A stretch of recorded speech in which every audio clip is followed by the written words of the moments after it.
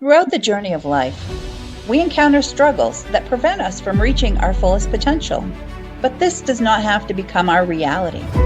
Join me as your goal achievement strategist on a life-changing journey as I talk with various guests on how to experience breakthrough and obtain massive success in the 8 dimensions of life. Discover the power of living life purposely, joyfully, and gratefully with the Rise Above Show with Patricia Jo Grover.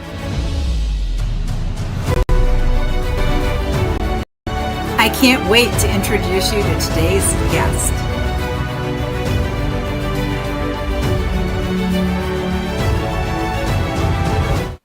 Welcome to the Rise Above Show. This is Dr.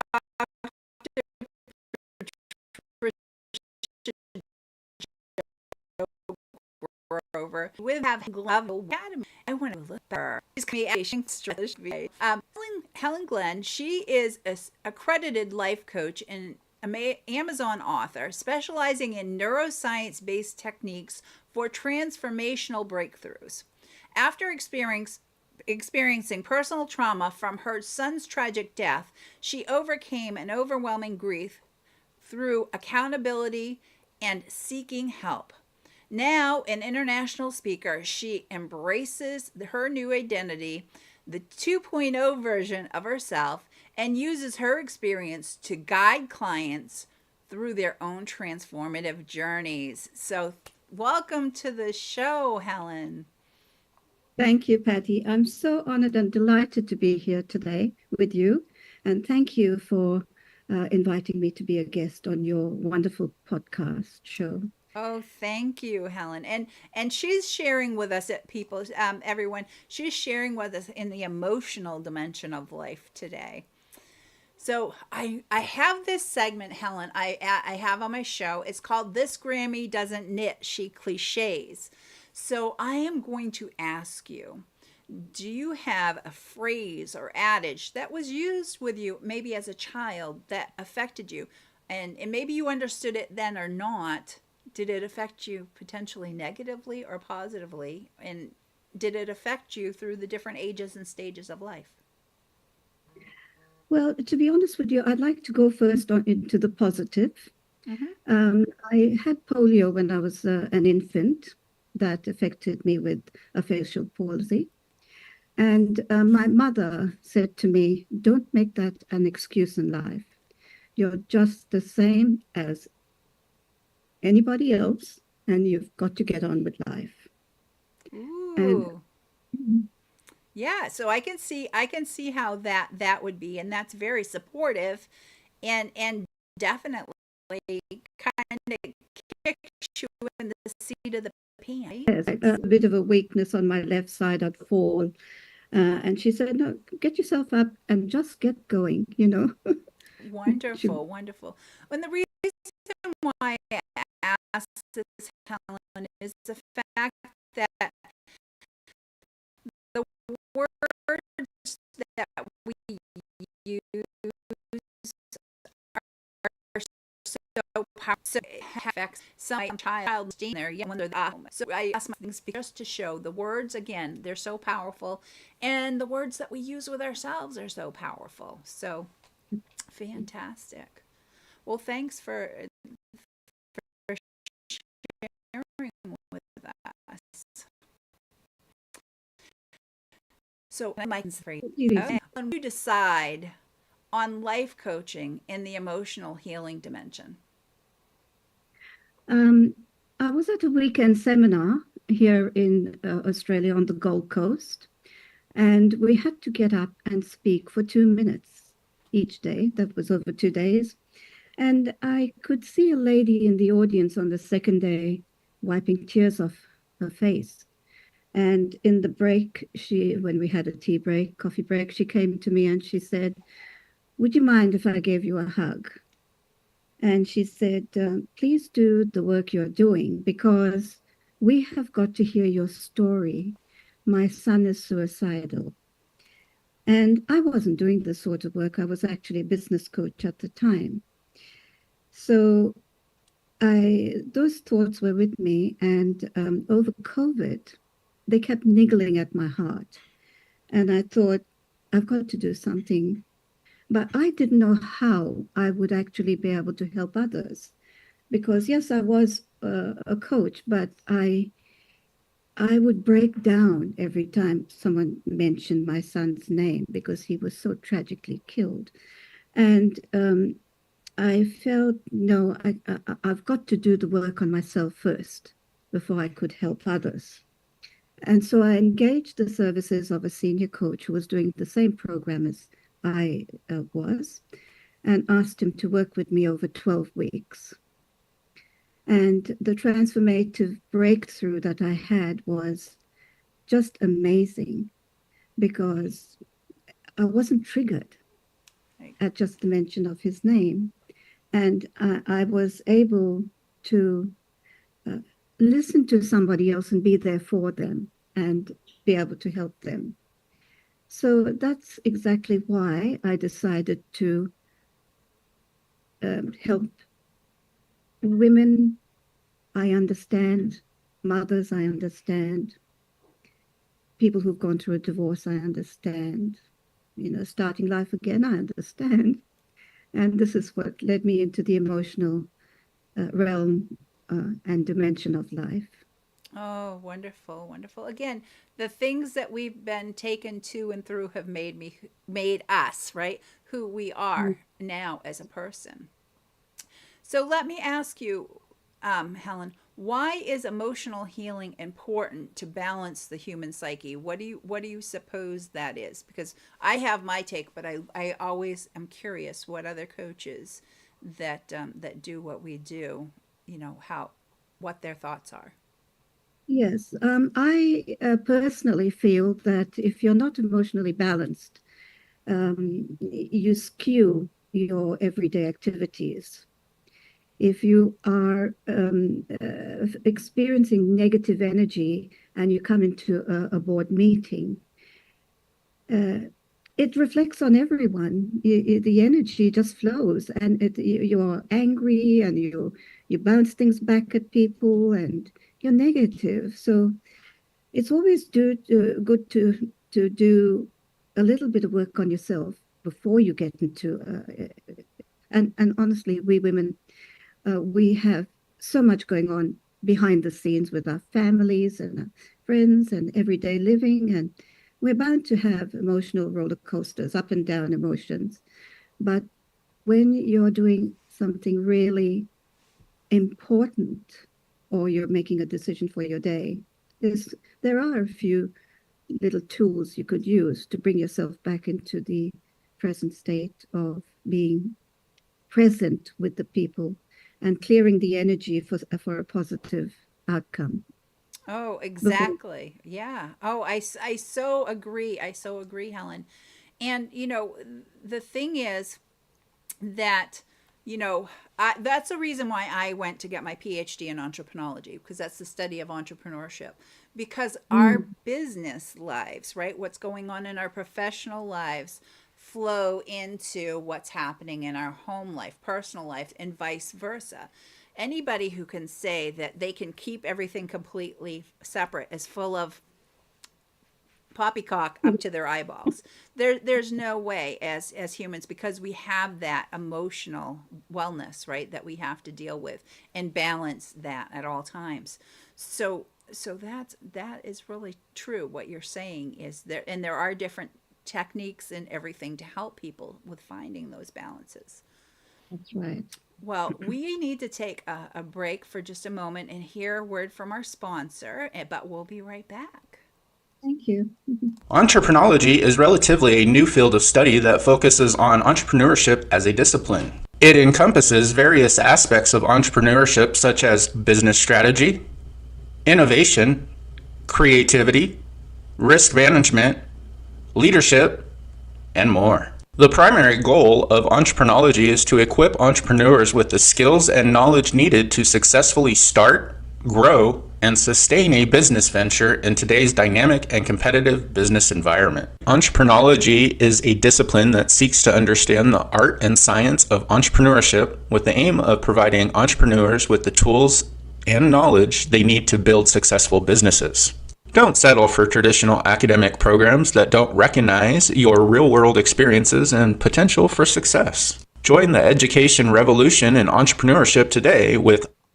And we're back. Oh my goodness. This is the Rise Above show. If you're just joining us, today my guest is Helen Glenn, and we're having a conversation, and she's with us today in the emotional dimension of life. So let me go back to some questions for you, Helen. Oh my goodness. So let's go into this is going to be a little deeper. So Helen, how do you inspire grieving people to heal after loss? Because you've been through it, and I've been through it not that long ago. So it's always wonderful to find out how people help. There's two sides of us. One that wants to grieve, that does mourn, that does hurt. And there's the other side of us that's begging for healing, that is begging to be heard, to have peace. So we've got to listen to both sides of us. We've got to give the grieving side time and do a few things that would help you through that grieving process. I actually, when my son died, I had a little altar in my bedroom where I was able to light a candle, say my prayers, have a look at his photograph, speak to him for a few minutes, and then I felt comforted. And so I was able to get on with my day. And that's healing in itself, that process. And also I had, in the middle of the night, I would wake up and not sleep, and then I would start journaling. I had a big pad of paper, and I would write in the dark, and every night for about till the book finished. And I remember reading it fairly recently, and it all said the same thing. Every night I was saying, I miss you, I love you, and just sort of taking it all out so that I was able to express my emotions in a raw sense, and no one was judging. No one. So, and no one was listening, perhaps, but, the writing, they say the pen is greater than the so healing. I found that very healing. And that was why I decided to put some journals out on Amazon.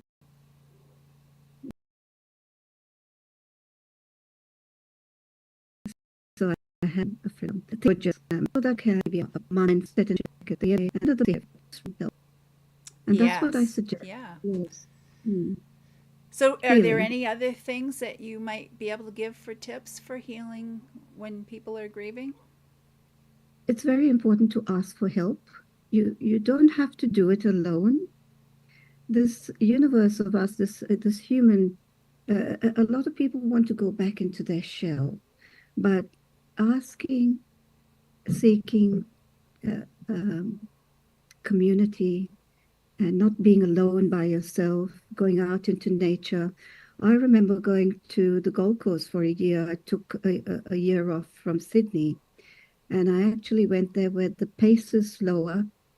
I was able to run on the beach when I wanted to. If I didn't wake up at 6 in the morning and get to work, that was okay, because I nurtured myself. So it's important to do personal things for yourself. Whitney Houston has that song saying, there's no greater love than the love within you. Yes. We've got to bring that out. We've got to remember that before you help others. Please help yourself. Yes. Oh my goodness. Yes. I connect so deeply to all of these things because of the loss of my husband. It's been 2.5 years now. And Yeah. I there's no cookie cutter for grieving. No, It's different no, for every individual. absolutely. And it'll happen at different times, and some things even to today, something it could be a song that comes on the radio, or something I see or just remind much of him. It's going to be well, and you need to great, as you think, force so it all best that Yes, self love and self care. I teach people self care is not selfish. It's actually exactly. maintenance. It Yes. really Well, is. with emotional healing, someone else can't do it for you. No. Not like you've got a cut or a wound that someone can, put a bandage on. It's internal. You have to do it for yourself. You have to be kind. You have to be compassionate. And sometimes people might think, what the hell is she talking about? If they I'm haven't so, been there, they may not know. But yeah, there's that healing, that shadow work from within inside that needs to be done. absolutely. So Helen, why do you recommend forgiveness as a means to healing and happiness? Well, if we don't forgive ourselves and others, we cannot move forward. True. It's always a negative energy in the background, and it creates hatred, it creates anger, it's sort of judgments. It's a big thing, forgiveness, and it's not easy. But considering forgiveness first of yourself for feeling like this towards others, and others might have offended you, but perhaps they're not offending you now. It was in the past. So, reconcile, communicate, ask forgiveness. Agreed. It sometimes it is so powerful to let go of what no longer serves us, because now it no longer, if we're holding on to something from the past, it no longer does us any good. And letting go and forgiving will give us so much freedom. Absolutely. Absolutely. Yes. Oh my That's what goodness. we want. We want peace. We want love in our life. Mm-hmm. And we've got to invite it in. We've got to invite it in, not Yes, hatred. that's true. So Helen, how does healing inner wounds have positive results on both our emotional and mental wellness? I'd even add it does to our physical wellness too. Absolutely. Absolutely. Yes. Well, our emotions control everything. It's a huge dimension of life. It controls how we run our everyday life, how good we are to each other, how we interact with people, how successful we are. It's emotional. And it's must be, you must be in control of it at all times. And sometimes we're not.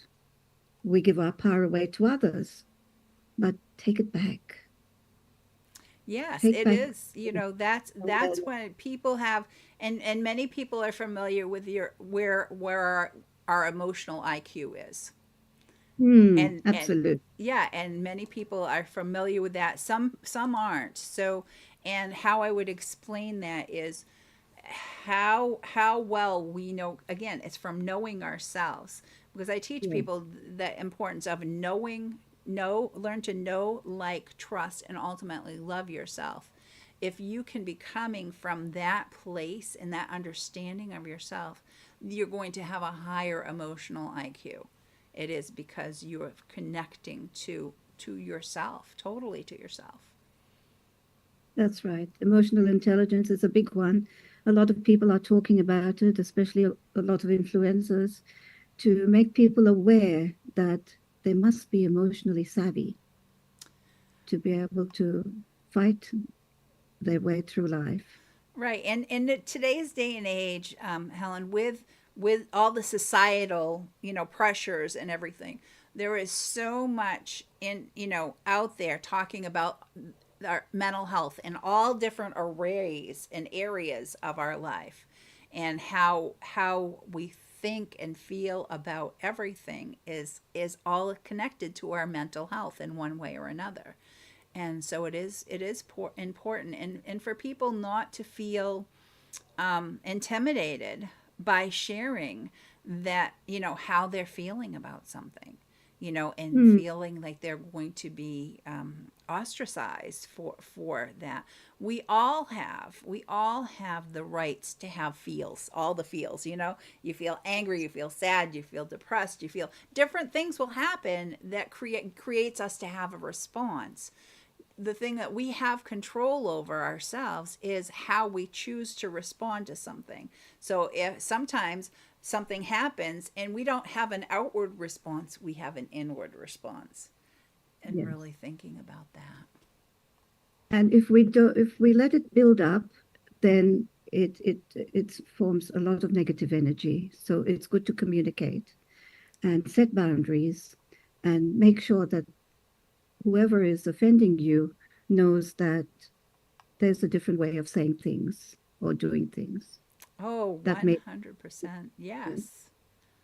Oh, thank you so much for being with me today, Helen. So can you share with our viewers and listeners, I hope everybody was taking notes, but can you share where people can find out more about you, your web address? Can you share that? Yes, certainly. It's digitalwomensacademy.com or simply helenglen.com. Okay, wonderful. Thank you for that. And then I know you had a gift for our viewers and listeners. Can you share what it is and how they can find that? If they email me, I would be happy to send them out a copy of my Think and Grow journal, whether they're male or female. I've got both. And it is on Amazon as well, but also there's links in my website. Okay. If they go to journal, they can order it themselves and maybe send me a receipt and I'll pay them, put that money into their account. Whatever they Okay. prefer. And so what is the web address again where they could get the information, and then also give your email address, please? helenglen.com. Okay. And then the email address? It's Helen. I might give you the Digital Women's Academy. So Helen Glen at digitalwomensacademy.com. Okay, wonderful. And in the subject line for the viewers and listeners, please put Rise Above or the Rise Above Show, so Helen will know, who's sending her this email and what it is in regards to. Well, Yes, thank please. you so much, Helen, for being with me. And for everyone, I have a gift for everybody. If you text the word growth, GROWTH, to 26786, or if you're outside the continental US, text the same word, growth, to 1-866-926-4020. Within 24 hours, you're going to start having journaling prompts getting texted to you for the next 30 days. And so that will help. They're introspective questions that help you get to know yourself better. And for entrepreneurs, it'll help you on your entrepreneurial journey.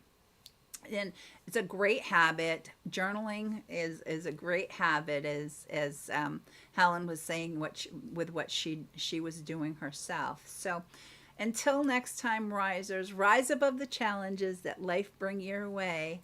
And I have a little video on the way out. Thanks again, Thank you. Helen, for being with me.